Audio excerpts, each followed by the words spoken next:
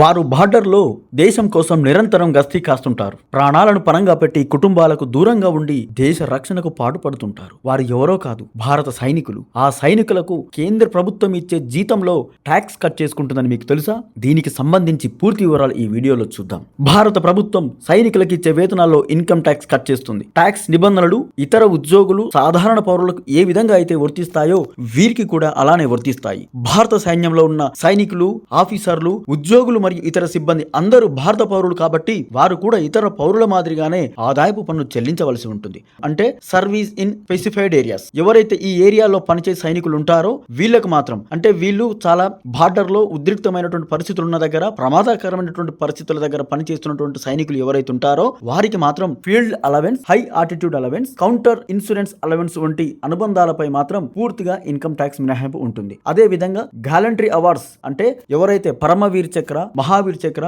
వీర్ చక్ర లాంటి గలంట్రీ అవార్డులు అందుకున్న సైనికులు ఉంటారో వాళ్లకు సాధారణ వేతనంపై ఇన్కమ్ ట్యాక్స్ మినహాయింపు ఉంటుంది. అదే విధంగా దేశం కోసం పోరాడుతూ సేవలో గాయపడినటువంటి, దివ్యాంగులుగా మారినటువంటి సైనికులకు డిజేబిలిటీ పెన్షన్స్ పై మాత్రం పూర్తిగా ఇన్కమ్ ట్యాక్స్ మినహాయింపు ఉంటుంది. వీరికి తప్ప మిగతా సైనికులంతా అందరూ ఉద్యోగులతో పాటు ట్యాక్స్ కట్టాల్సిందే. అయితే దీనిపై మాత్రం ప్రజలు భిన్న అభిప్రాయాలు వ్యక్తం చేస్తున్నారు. దేశ రక్షణ కోసం ప్రాణాలు పణంగా పెట్టి కాపలా కాసే జవాన్లకు ట్యాక్స్ కట్ చేయడం సమంజసం కాదని, ఈ విధానాన్ని వెంటనే ఆపాలని ప్రజలు కోరుతున్నారు. దీనిపై ప్రభుత్వం ఏ విధంగా స్పందిస్తుందో చూడాలి మరి.